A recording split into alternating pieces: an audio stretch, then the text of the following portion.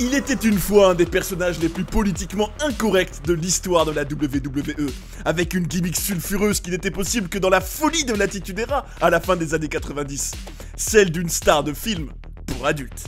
C'est un régal de vous retrouver sur Johnny Catch avec cette nouvelle série en 2 épisodes pour vous raconter l'incroyable histoire de Val Venis, l'acteur porno du catch. Vous apprendrez entre autres comment un coup de fil à 7 h du matin de Vince McMahon a changé sa vie, l'anecdote complètement improbable derrière la création de son personnage et de son nom, mais aussi comment il s'est retrouvé derrière un buisson avec l'actrice X la plus connue du monde, la raison hallucinante pour laquelle certaines scènes avec cette dernière n'ont pas été diffusées, et même les secrets derrière le grand succès de sa première apparition à Monday Night Raw.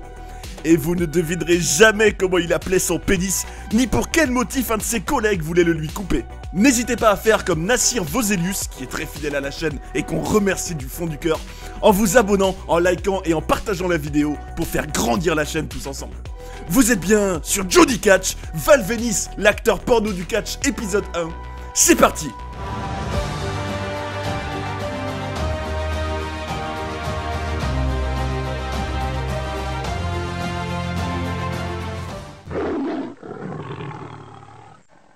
Le 3 août 1998, près de 6 millions de téléspectateurs assistaient à une des scènes les plus improbables de l'histoire de Monday Night Raw. Le pauvre Val Venis, un des catcheurs qui faisait le plus réagir la foule, se faisait malmener par le terrible Yamaguchi-san et sa faction Kaientai. Ce dernier n'avait qu'une idée en tête. Chopi Chopi, le pipi de Val Venis comme il disait. Une façon amusante de dire qu'il voulait lui couper le sexe avec son katana. Alors qu'il passait à l'acte, le show se terminait brusquement sans qu'on sache le dénouement de cette situation sous haute tension, dans ce qui est un des cliffhangers les plus fous de l'histoire du catch. L'acteur porno de la WWE s'est-il fait castrer? Et plus globalement, comment en sommes-nous venus à cette situation aussi surréaliste que captivante? Accrochez-vous bien, c'est l'heure de revenir en arrière et de comprendre comment Val Venis s'est retrouvé dans une posture où il semble sur le point de dire adieu à son pénis.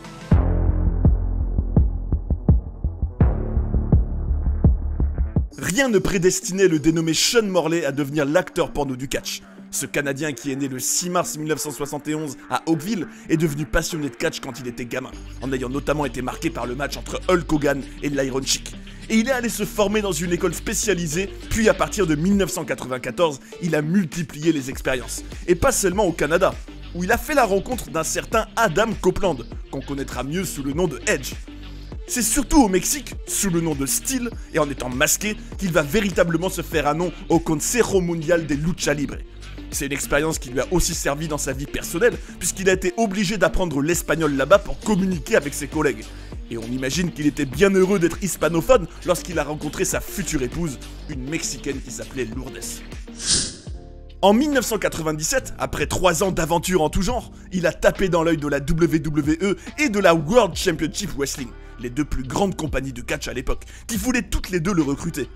Et d'ailleurs, figurez-vous que l'officiel Bruce Pritchard était allé voir Sean au Mexique et qu'ils ont littéralement mangé du lion ensemble ce jour-là. Ce qui est incroyable, c'est qu'il a donc dû choisir entre les 2 fédérations, et que c'est au moment de son try-out pour la WCW, où il a pu parler avec Chris Jericho, qui travaillait encore là-bas à cette période, qu'il a fait le choix de plutôt aller à la WWE. En effet, Jericho lui a déconseillé de rejoindre cette compagnie. Morley dit qu'il y ressentait des vrais clics dans les vestiaires, où plusieurs visions s'affrontaient, au contraire de la WWE, dans laquelle il palpait la grande vision de Vince McMahon. Le fait est qu'après un try-out pour la compagnie de ce dernier à Des Moines dans l'Iowa, il était tranquillement retourné chez lui au Mexique lorsqu'un beau matin, à 7 h, il a reçu un coup de fil qui va changer sa vie. Ce qu'on allait lui proposer au téléphone était une vraie révolution pour sa carrière. Mais avant d'en arriver là, la WWE a quand même un peu tâtonné avec lui. Quand Jim Ross, qui s'occupait des relations avec les talents, a considéré que le Canadien était prêt à démarrer dans le roster principal, c'est le scénariste Vince Russo qui a été chargé de trouver une gimmick pour lui. Pouvez-vous seulement imaginer que Russo a d'abord proposé à Sean de former une équipe avec son ami Edge, qui se serait appelé le New Midnight Express, en référence à la tag team Midnight Express qui était populaire dans les années 80, et que les 2 hommes auraient été renommés Adorable Adam et Sensual Sean? Il n'était pas vraiment emballé par cette idée. Et c'est à noter que dans la vraie vie, Morley était le beau-frère de Edge à ce moment-là, puisque la future Rated R Superstar avait épousé Alana, la sœur de Sean. Alors là, Russo a passé du temps avec Morley pour trouver une gimmick qui lui correspondrait, et en échangeant avec lui, le scénariste s'est dit que Sean parlait beaucoup de politique, mais qu'il serait incapable d'écrire des storylines pour lui si cela devenait sa gimmick, parce que Russo se considérait ignorant dans ce domaine. Par contre, il s'est dit autre chose, et c'est pour le moins surprenant, tenez-vous bien. Il trouvait que Morley avait l'air d'un acteur de film X. Et on en revient donc à ce coup de fil qu'il a reçu un beau matin. À ce moment-là, il décroche, c'est Vince McMahon, qui a mis le haut-parleur parce qu'il y a Vince Russo avec lui. Il lui dit « On a un personnage pour toi, et on veut t'en faire part, et voir si tu es confortable avec cette idée. » Sean est intrigué, et ce que Vince lui propose dans un premier temps ne lui plaît pas tellement. La gimmick d'un acteur de film. Sean se dit, c'est quelque chose qui a déjà existé, un catcheur qui joue dans des films et qui s'en sert pour son personnage dans le ring. Il repense par exemple à Hollywood Hulk Hogan qu'il a déjà fait. Mais là, on assiste à une rectification et pas des moindres. McMahon lui précise que c'est la gimmick d'un acteur de film pour adultes. Et cela change tout. Morley se dit qu'il serait le premier à avoir un rôle pareil. Alors que le patron de la WWE voulait laisser du temps à Sean pour être sûr qu'il soit bien à l'aise par rapport à cette idée, le principal intéressé n'a pas eu besoin de faire des plus et des moins. Au contraire, probablement travailler avec des belles filles dans une grande compagnie, que demander de plus? Mais si Vince tenait autant à ce qu'il soit confortable avec cette gimmick, c'est parce qu'il disait que s'il ne l'était pas, ce personnage ne pourrait jamais fonctionner.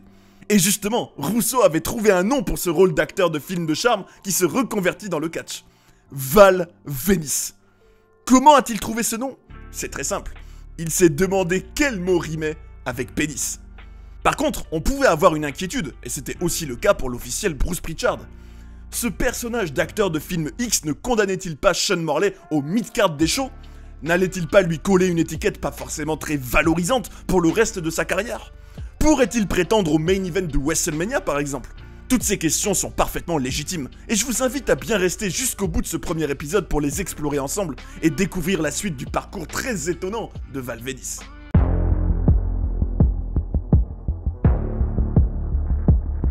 À partir du 30 mars 1998, alors que c'est la saison de WrestleMania à la WWE, Val Venis va y faire une arrivée à pas d'éléphant.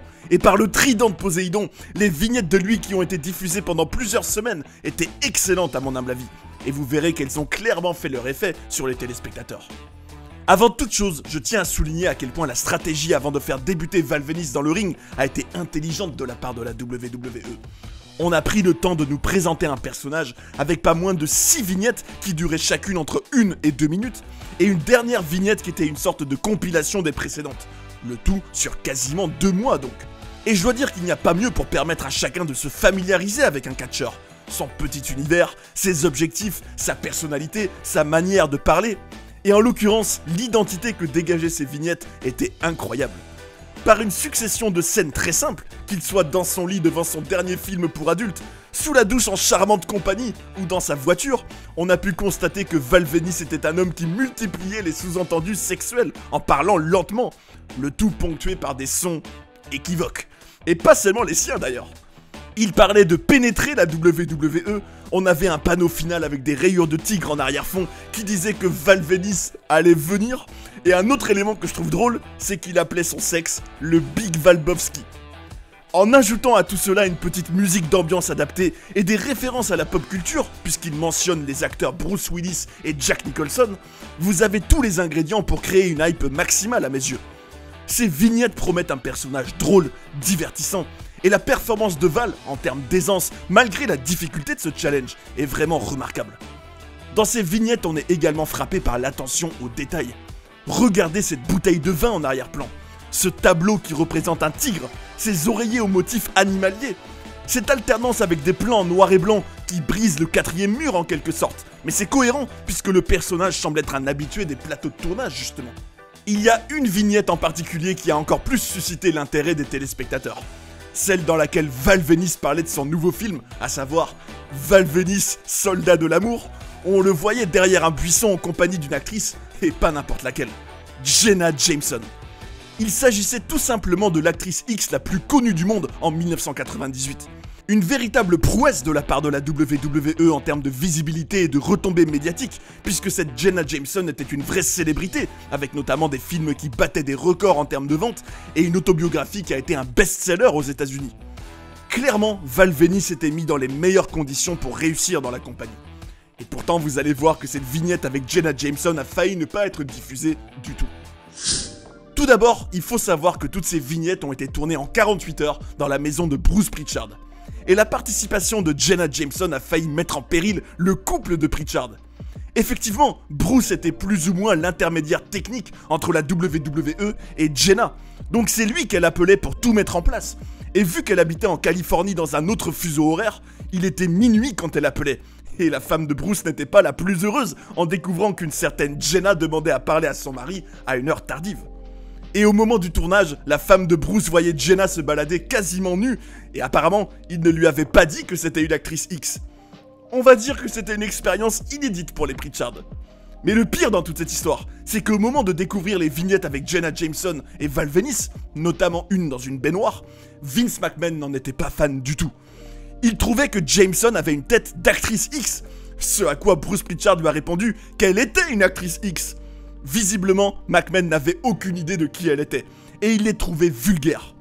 C'est seulement parce que Pritchard lui a dit que ses vignettes avec Jameson aideraient le personnage de Val Venis, vu qu'elle était l'actrice la plus connue du monde, que le patron a accepté d'en diffuser une seule. Les autres n'auront pas cette chance. Selon Vince Russo, McMahon ne trouvait pas Jenna Jameson attirante, et ce serait pour cette raison qu'il n'a pas voulu diffuser toutes les vignettes. Heureusement, malgré les goûts du patron, le personnage de Val Venis a pu bénéficier d'une série de vignettes de qualité supérieure. Et vous allez voir que tous ces premiers mois dans le roster principal seront tout aussi divertissants et drôles. Mais avant de passer à la suite, j'aimerais rapidement vous demander de mettre un petit like si vous passez un bon moment. C'est pas grand chose pour vous, mais croyez-moi, ça m'aide beaucoup. Avec le petit abonnement qui va bien, vous me mettez le sourire jusqu'aux oreilles. Maintenant, sortez le popcorn parce que le meilleur de Val Venis est à venir.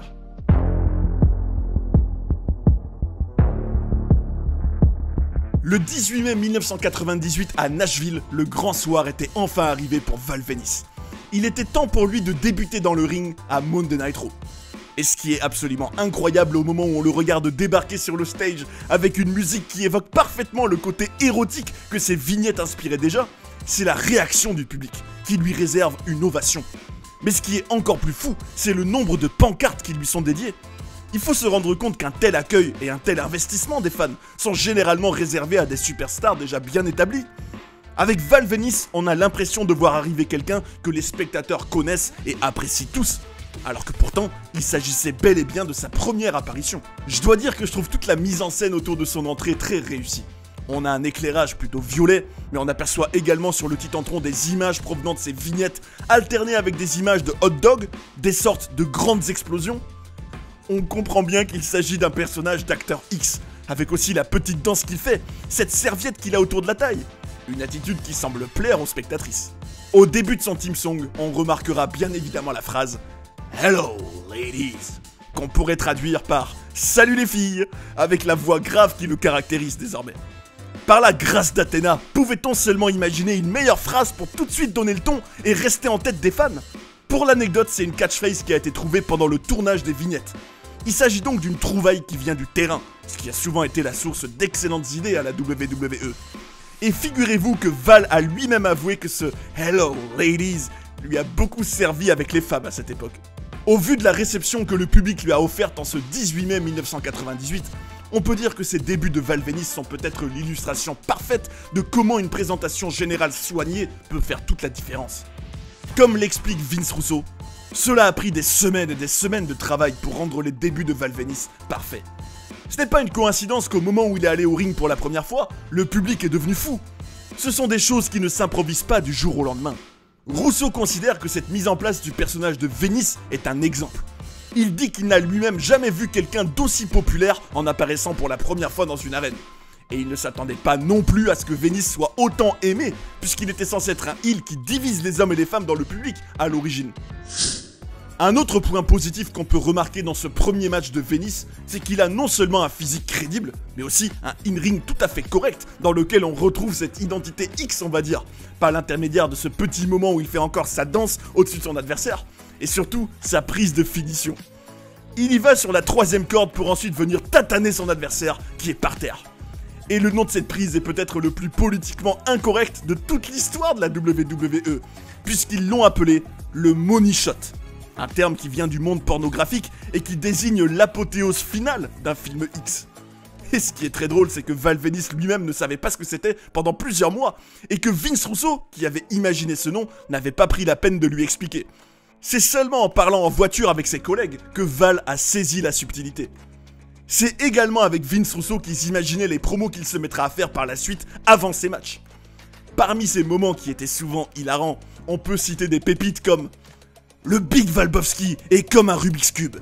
Plus vous jouez avec, plus il devient dur. » Ou encore « Je suis venu, j'ai vu, et je suis encore venu. » Qu'on aime ou qu'on n'aime pas ce genre d'humour, on ne peut que reconnaître que c'est osé et rafraîchissant. Ce qui rendait également ces courtes promos si divertissantes, c'est qu'elles n'étaient pas uniquement l'œuvre de Vince Russo, ce n'étaient pas des phrases que Val Venis devait réciter. Il pouvait au contraire y mettre sa propre créativité. C'était une co-création. Et d'ailleurs, à propos de ces blagues, le patron de la WWE disait à Val que quand il créait ce qu'on pourrait appeler ses punchlines, il devait faire en sorte que les adultes les comprennent, mais que les enfants se demandent pourquoi tout le monde rigole. Une volonté que Venis a interprétée comme une manière de quand même garder une certaine moralité dans les shows. En tout cas, je trouve que ce personnage a vraiment une identité très forte. Il semble totalement naturel et en pleine confiance. Il a l'air de bien se sentir dans ce rôle et de s'y amuser. Et on peut affirmer qu'il s'inscrit parfaitement dans cette grande folie de l'Attitude Era. Fin juillet, il avait son premier match en pay-per-view à Fully Loaded, ce qui veut dire chargé à bloc. Un nom de show qui semble plus qu'approprié pour y faire débuter un acteur X par le trident de Poséidon. Et il y gagnera en un peu moins de 8 minutes contre Jeff Jarrett. Ce match était surtout l'occasion pour lui de développer sa première vraie storyline contre le terrible Yamaguchi-san, qui était présent aux commentaires. Une histoire pour le moins étonnante qu'on pourrait intituler « Le pipi de la discorde ».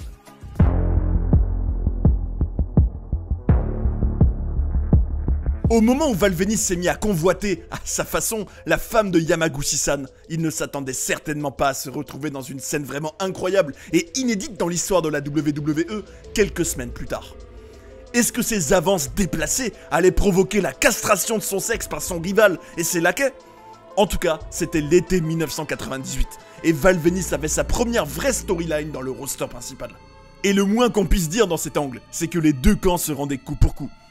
Quand le terrible Yamaguchi-san se vengeait de cet affront que l'acteur X lui a fait en convoitant sa femme par un passage à tabac en bande organisée, Venis rétorquait en présentant son nouveau film, Land of the Rising Venice, le pays du Vénis levant, un titre pertinent vu que son ennemi était japonais. Dans cette nouvelle vidéo, on le voyait tout simplement au lit avec Madame Yamaguchi, ce qui a mis le Nippon dans tous ses états. Regardez d'ailleurs son jeu d'acteur qui est vraiment à mourir de rire. En réaction à cela, la femme sera punie en étant forcée à se mettre à quatre pattes pour se faire frapper. Mais c'est Val Venis qui viendra la sauver. Les Japonais le menaceront par la suite de le castrer en lui jouant la scène qui l'attend avec une grande saucisse et un katana. Dans la bande, on reconnaîtra d'ailleurs Funaki, qui sera bien plus sympathique à l'avenir. En fin de compte, Val Venis se fera bel et bien enlever par le terrible Yamaguchi-san et ses trublions, dans ce qui va être un des dénouements les plus originaux de l'histoire du show rouge. L'acteur X, après s'être fait sévèrement tataner au point d'être dans les vapes, se fait emmener dans une pièce, puis on découvre quelques instants plus tard qu'il a été attaché au plafond et déshabillé. Comme il l'avait dit d'une manière si enfantine, le terrible Yamaguchi-san était prêt à chopi son pipi avec son sabre. Mais là, la lumière s'éteint et le show se termine sans qu'on sache ce qui s'est passé. La seule manière de le savoir pour les 5,8 millions de téléspectateurs qui étaient scotchés devant Monday Night Raw à ce moment-là, sera d'être au rendez-vous la semaine prochaine. Un show qu'ils auront donc encore plus envie de voir grâce à ce dénouement sous haute tension. Voilà ce qu'on appelle un cliffhanger réussi, tout comme on en retrouve dans les séries télévisées. Quelque chose qui était très présent dans les shows de l'Attitude Era et un détail qui a probablement aidé à ce que le public ait envie de revenir devant la WWE chaque semaine. Alors, a-t-il été castré ou non ? Vous aurez la réponse et de multiples rebondissements dans l'épisode 2.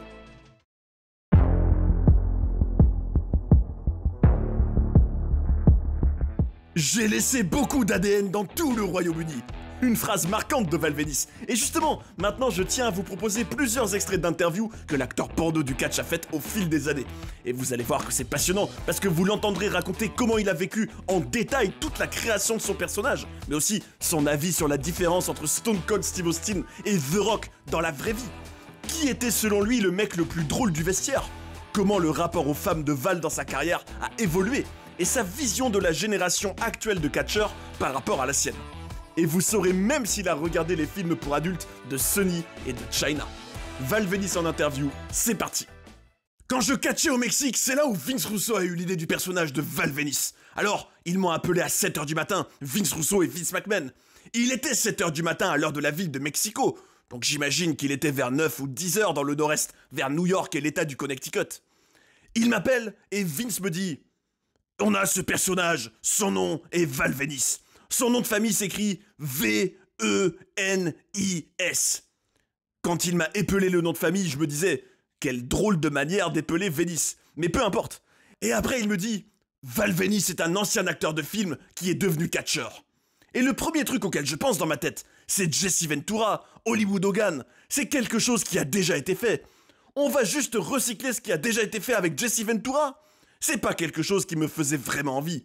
J'étais prêt à accepter n'importe quel rôle pour lequel il voulait me payer, mais je voulais quelque chose qui allait divertir les fans, d'une manière nouvelle et différente. Alors, j'étais pas fan de l'idée.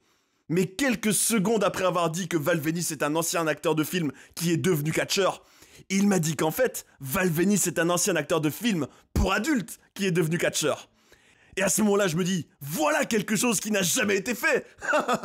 J'étais encore jeune et j'étais célibataire à l'époque. Je me disais, oh bon sang, je vais pouvoir travailler avec des filles sexy et tout. Alors je disais, je suis partant Vince, t'as pas besoin de me convaincre, y a pas de problème. Mais là, Vince me dit, attends, prends au moins le temps d'y réfléchir pendant 24 heures. Il m'explique qu'il veut que je me sente totalement à l'aise avec ce personnage.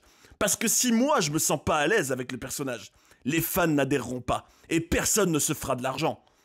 Pour moi, ça faisait sens bien sûr. Alors j'ai dit, d'accord, je vais réfléchir 24 heures. Mais 24 heures plus tard, je disais toujours oui, je suis partant. J'ai réfléchi pendant 24 heures, mais c'était les 24 heures les plus longues de ma vie. Je suis partant. Le personnage en lui-même était très général. Il est vraiment né dans l'esprit de Vince Russo, qui a présenté l'idée de base à Vince McMahon. Et tous les deux, ils sont arrivés à l'idée d'en faire un acteur de film pour adultes qui devient catcheur, avec de longs cheveux frisés, musclés, beau gosse. La phrase « Hello, ladies » et la serviette ont été rajoutées au personnage pendant le tournage des vignettes. Dans la toute première vignette qu'on a faite, il n'y avait pas de serviette, pas encore la catchphrase « Hello, ladies ». On avait seulement l'idée de base du personnage. Pour la première vignette qu'on a faite, j'étais dans la douche et il y avait 2 filles. Dans cette vignette, je devais ouvrir la porte coulissante de la douche, sortir, attraper la serviette, l'enrouler autour de ma taille et dire « Hello, ladies ». J'ai fait cette première promo, ça a commencé par « Hello, ladies » parce que Vince Russo l'avait écrit dans le script. Mais à ce moment-là, personne ne considérait ça comme une catchphrase. On a tourné cette vignette et on est allé la regarder sur le moniteur pour voir comment ça rendait. Et en me voyant prendre la serviette, j'ai dit à Vince « T'as pensé à éventuellement me faire mettre la serviette jusqu'au ring ? C'est quelque chose que personne n'a encore jamais fait. Comme si je sortais de la douche en fait. » Il m'a répondu instinctivement « Oui, c'est bien, on fera ça. » Ça se passait de manière très spontanée. Quand on est parti pour faire la deuxième vignette, il n'y avait pas la phrase « Hello, ladies ». Je me rappelle que j'étais allongé sur le canapé avec mes mains sur la tête, et ce moniteur tournait et j'étais censé dire « Oh oui, qu'est-ce que je suis bon !» en le regardant. Mais pendant que je faisais ça et que la caméra reculait, pendant que je me faisais mousser en regardant mon film, je devais regarder la caméra et j'étais censé faire une promo en disant que je venais à la WWE. Mais au moment où on s'apprêtait à le faire, je sais plus si c'est Vince ou un des gars de la production à côté de lui qui m'a dit « Et on a besoin que tu te tournes vers la caméra et que tu redises « Hello ladies ». Et à ce moment-là, je me suis dit « Il faut qu'on en fasse une catchphrase que je dis dans chaque vignette ». Alors, au moment où je disais « Oh, qu'est-ce que je suis bon, j'ai fait ça si bien », je me tourne vers la caméra et je fais « Hello ladies ».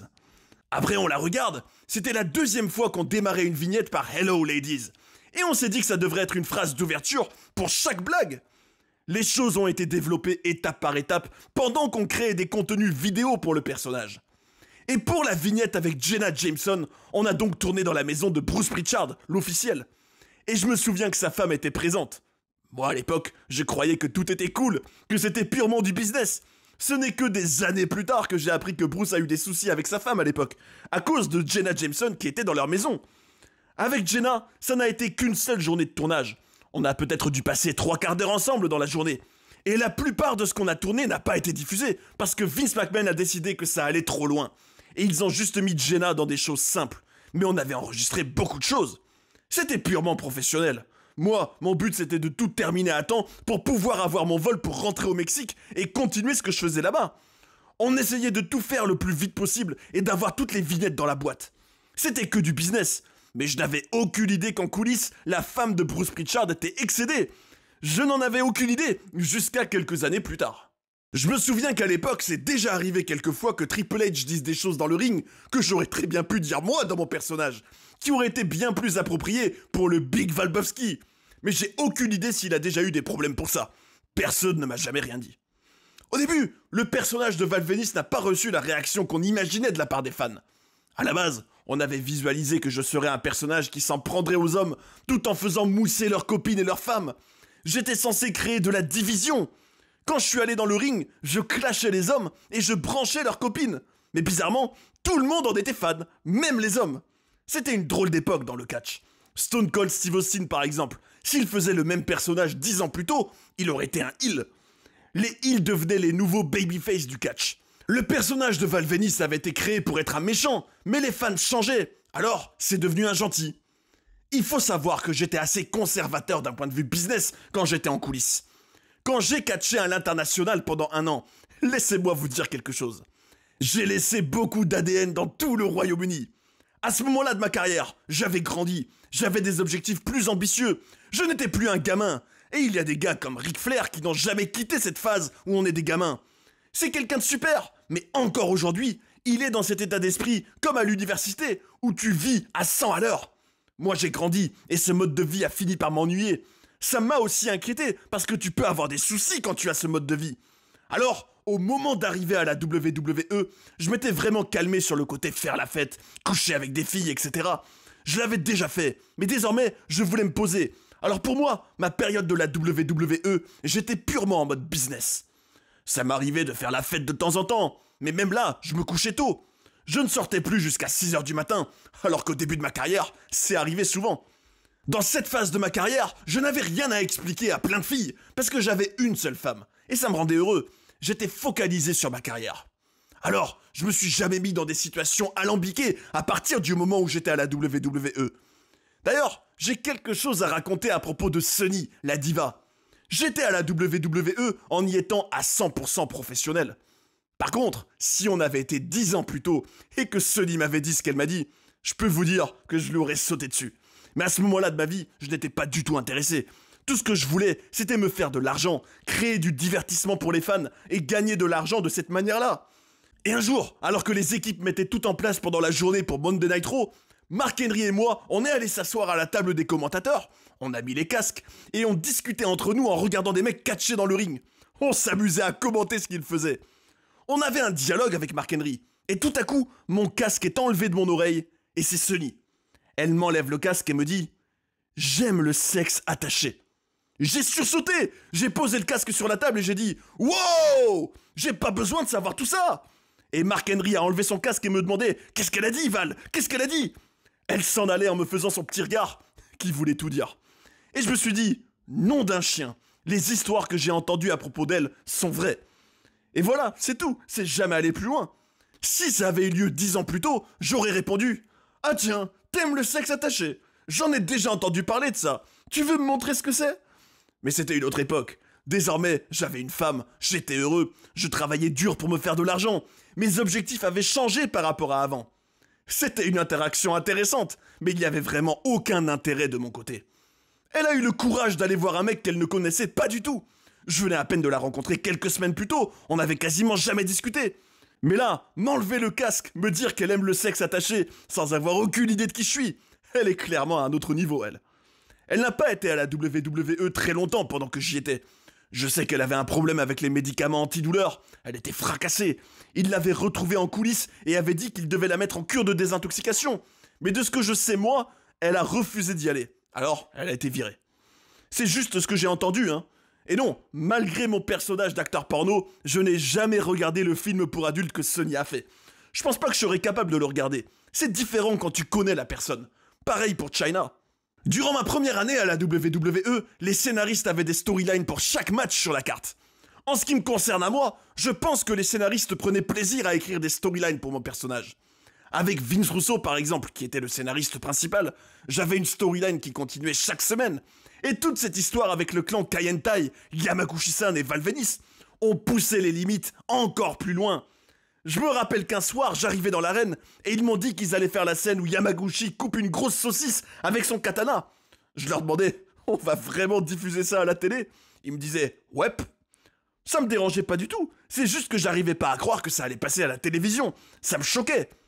Quand je vois ce qu'on a fait à la télévision avec cette histoire avec Yamaguchi, je trouve qu'on a fait de la télévision novatrice. On a créé des souvenirs pour beaucoup de fans.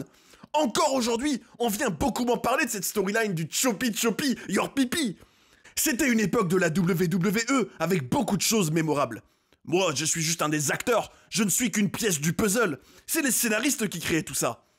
L'angle de Kaientai et du Choppy Choppy le pipi restera dans l'esprit des spectateurs jusqu'à la fin de leur vie. Combien de personnes sur cette planète peuvent dire qu'elles ont fait partie d'une storyline dont autant de fans de catch se souviendront pour le reste de leur vie? Pas beaucoup. C'était un honneur d'en faire partie. Les scénaristes étaient là et étaient à leur meilleur niveau. Les talents étaient là et étaient aussi à leur meilleur niveau. Et tout a bien fonctionné. Yamaguchi-san d'ailleurs était dans l'industrie du catch au Japon depuis longtemps. Il y a pas si longtemps, j'ai discuté avec tous les mecs qui étaient dans le clan de Kaientai. On célébrait les 25 ans de l'histoire qu'on avait eue à l'époque. Miss Yamaguchi était une mannequin. Je crois qu'elle avait été recrutée dans une agence de mannequinat, quelque chose comme ça. Je crois pas qu'elle avait été dans le catch avant. À l'époque de ma première année à la WWE, j'essayais d'aller voir Stone Cold Steve Austin, parce que ce mec avait réussi à avoir une connexion avec les fans qui était incroyable. J'ai essayé de lui demander des conseils plusieurs fois, mais il me semblait beaucoup sur la défensive. J'ai jamais pu avoir de vrais conseils de lui. Il aime parler de catch old school. Moi aussi j'en suis fan. Mais pendant tout ce temps où il me parlait de catch old school, je sentais qu'il était beaucoup sur la défensive. Qu'il était très protecteur de son spot, ce qui est totalement compréhensible. Mais je pense qu'il était un peu paranoïaque. Du coup, c'était un peu malaisant pour moi d'aller le voir régulièrement pour des conseils. J'étais plus à l'aise pour demander des conseils à The Rock, qui était très accessible. Il avait ce hit factor, que tu ne retrouves pas chez les êtres humains ordinaires, et qui lui a permis d'être au sommet de Hollywood aujourd'hui. J'avais déjà remarqué cette différence très tôt en coulisses, dans les interactions que je pouvais avoir avec quelqu'un comme Steve Austin pour des conseils, et celles que j'avais avec The Rock au sujet de créer une connexion émotionnelle avec les fans. The Rock était vraiment très accessible, alors qu'Austin, lui, semblait bien plus suspicieux, et avait l'air de se demander pourquoi je lui demandais des conseils. C'est deux êtres humains différents. Mais par contre, je n'irai jamais voir The Rock pour des conseils pour mieux catcher, parce que, soyons lucides, The Rock n'est pas le meilleur catcheur du monde, techniquement. Ce qu'il fait est très basique, mais il est suffisamment intelligent pour faire mousser ces choses très basiques. Le People's Elbow, c'est la descente de coude la plus ridicule du monde, mais pourtant c'est la meilleure. Les fans adoraient cette prise. Alors, j'allais voir The Rock pour lui demander comment il faisait pour créer cette connexion émotionnelle avec les fans. Parce qu'il n'y avait pas le moindre doute. Il savait vraiment comment la créer. The Rock est capable d'avoir un bon match avec n'importe qui. Ce que vous voyez de lui à la télévision, c'est comment il est dans la vraie vie, mais amplifié x10. Il a toujours été un gars très gentil, très professionnel. Un des plus professionnels que j'ai vu dans le vestiaire d'ailleurs. Et c'est un bosseur. Il est littéralement tout le temps en train de bosser. Il s'arrête jamais. Il était tout le temps en train de prendre des décisions tous les jours, même des toutes petites, qui le mèneraient à ses objectifs. Sa ténacité est très inspirante. Mais purement pour le côté technique du catch, je préférais voir Austin plutôt que The Rock. Mais la plupart du temps, j'allais voir des mecs comme Chris Benoit, Eddie Guerrero, Fit Finlay, Dave Taylor, William Regal. C'est ces mecs-là que j'allais voir pour savoir comment faire une prise. Et sinon, le mec le plus drôle du vestiaire, c'était vraiment Road Dogg. Il était vraiment la joie de vivre du vestiaire en coulisses. Il était constamment en train de faire des blagues, toujours en train de trouver de l'humour qui te faisait rire. Il arrivait à trouver des manières de faire rire avec des choses qui n'étaient pas drôles du tout. Il trouvait de l'humour partout. Ou alors, il te racontait des vieilles histoires en leur donnant une nouvelle petite tournure et tout le monde explosait de rire. Un autre gars qui était très drôle mais dans un registre différent, et que je surnommais d'ailleurs le roi des blagues très courtes, c'était Dean Malenko. Il avait toujours juste une seule phrase qu'il pouvait dire et qui sortait de nulle part, qu'il créait dans son esprit, et toute la pièce explosait de rire. C'était vraiment ces deux gars-là que je trouvais les plus rigolos. Mais celui qui était le plus moqueur, c'était vraiment JBL. J'ai toujours considéré JBL comme un centre de divertissement sur pattes. Il n'avait jamais de filtre. Ce qui sortait de sa bouche était incroyable. Je sais pas comment il a fait pour ne pas se faire virer, mais c'était drôle. Parfois, il y avait des jours où tu pouvais sentir qu'il était en pleine forme, dans cet état d'esprit. Alors moi, je prenais mon café noir et je le suivais partout dans l'arène pour voir ce qu'il allait dire. Parce que peu importe quel groupe de gars il allait voir, il prenait le contrôle de la discussion et ce qu'il pouvait dire était incroyable. Si je m'ennuyais et que j'avais besoin de divertissement, je suivais JBL dans l'arène. Et justement, il y a eu une période d'1 an ou 2 où des nouveaux mecs arrivaient dans l'industrie. Ils prenaient des choses qui étaient normales et communes dans le business du catch et disaient que c'était de la tyrannie et de l'harcèlement. Il y a eu un changement de mentalité avec les nouveaux êtres humains qui arrivaient dans l'industrie. Et je pense que le coach Bill DeMott a été une victime de ce changement de mentalité.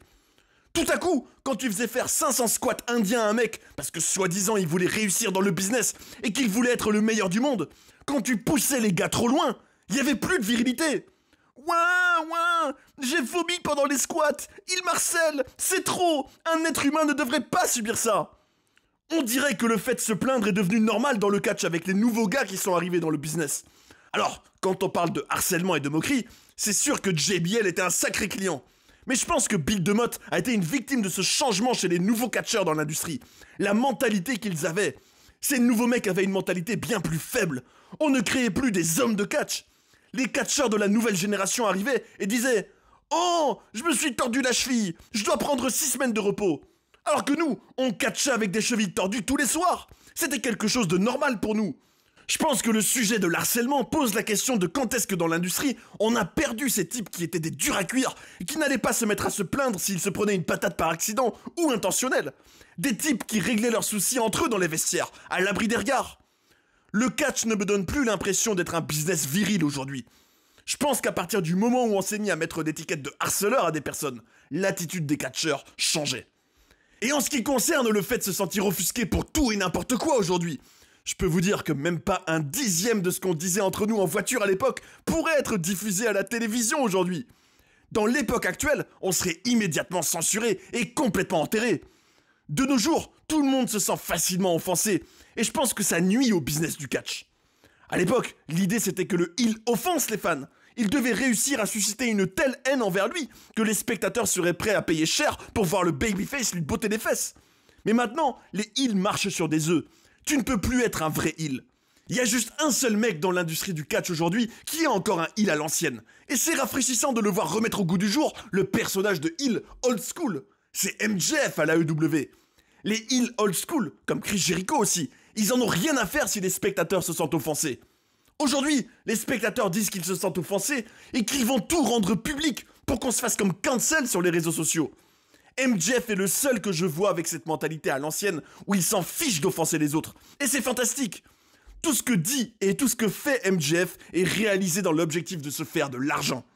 Vous savez, quand il y a plusieurs visions qui s'opposent au sein d'une même compagnie, des personnes qui tirent une même compagnie dans plusieurs directions différentes, c'est pas bon.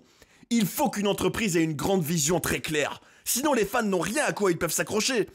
Certains fans s'accrocheront à cette vision, d'autres fans s'accrocheront à telle vision, et tout le public est divisé. À la WWE à l'époque, contrairement à la WCW, tu avais la vision de Vince McMahon. Et tu avais tous les producteurs, tous les employés qui étaient dans sa vision. Les fans comprenaient cette vision parce qu'il n'y avait qu'une seule vision. Ils la reconnaissaient, ils la comprenaient et ils l'aimaient. Les fans sont prêts à payer des tickets avec plaisir pour profiter d'une vision qu'ils aiment et qui est claire. Mais quand tu as une compagnie avec 5 ou 6 visions différentes, les fans sont perdus. Et je pense que c'est un gros problème du catch moderne. Et voilà pour ces interviews de Val Venis. Comme on a pu le voir, Val est un homme qui n'a pas la langue dans sa poche, sans vouloir faire de jeu de mots. Il a un avis tranché sur l'évolution de l'industrie du catch, et il restera toujours un spectateur privilégié de toute l'attitude era qu'il a vécu de l'intérieur. Et à travers ces interviews, on peut bel et bien confirmer une chose. À l'écran, comme en coulisses, Val Venis est vraiment un personnage unique. Dans le prochain épisode, vous apprendrez entre autres quel changement interne à la WWE a profondément impacté le personnage de Val Venis, au point de finir par avoir une nouvelle gimmick à l'opposé extrême d'un acteur porno qui a été imaginé pour parodier un des ennemis de la compagnie dans la vraie vie. Vous découvrirez également la blague hilarante que son compatriote Owen Hart lui a faite alors qu'ils étaient à un hôtel, mais aussi comment il a failli intégrer le clan légendaire de D-Generation X, et même comment un événement tragique dans sa vie l'a mené à se lancer dans le business du cannabis. Et vous ne devinerez jamais ce que l'ancienne diva Sunny lui a chuchoté à l'oreille à quelques heures d'un show. ni avec quel drôle d'oiseau il a dû collaborer un jour. Une personne qu'il a décrite comme étant l'une des plus bêtes qu'il ait vues de toute sa vie. En tout cas, on a pu voir comment Sean Morley est devenu Val Venis, et toutes les coulisses derrière la création et le lancement réussi de son personnage sulfureux. C'est d'ailleurs intéressant de relever que dès l'époque où il catchait au Mexique, dans l'univers assez acrobatique de la lucha libre, le Canadien assimilait ce style à de la gymnastique, dans laquelle on ne créait pas de connexion émotionnelle avec les fans. Il avait déjà compris que pour qu'on se souvienne de lui, et pas seulement du nom de ses prises, il lui fallait un vrai personnage. Et on peut imaginer que cette vision des choses a dû l'influencer au moment d'accepter de devenir Val Venis. Celui qui est par ailleurs un motard chevronné et qui voulait devenir pilote d'hélicoptère jadis, symbolisait parfaitement une WWE bien plus adulte et politiquement incorrecte, qui s'inspirait également de la culture mainstream de cette époque, puisqu'on peut mentionner que le film Boogie Nights, avec Mark Wahlberg, qui était sorti à l'automne 1997 et qui avait récolté pas moins de 43 millions de dollars au box-office mondial sans même être un blockbuster, racontait déjà l'histoire d'un jeune homme qui devenait une star de l'industrie pornographique. Et justement, après vous être familiarisé avec le parcours de Val Venis, j'ai un débat à vous proposer. Est-ce que vous pensez que la WWE doit s'inspirer davantage des succès du moment dans l'industrie du divertissement pour attirer le plus de téléspectateurs possible devant ses shows ? Venez en parler dans les commentaires. Je suis bien curieux de savoir ce que vous en pensez, et ce sera passionnant de partager nos ressentis, parce que c'est le catch comme on l'aime. Si vous avez passé un bon moment, merci de mettre un bon gros pouce bleu à ce documentaire, et on se dit à très bientôt pour l'épisode 2. N'oubliez jamais qu'on est ensemble. Prenez soin des vôtres, et à bientôt sur Johnny Catch.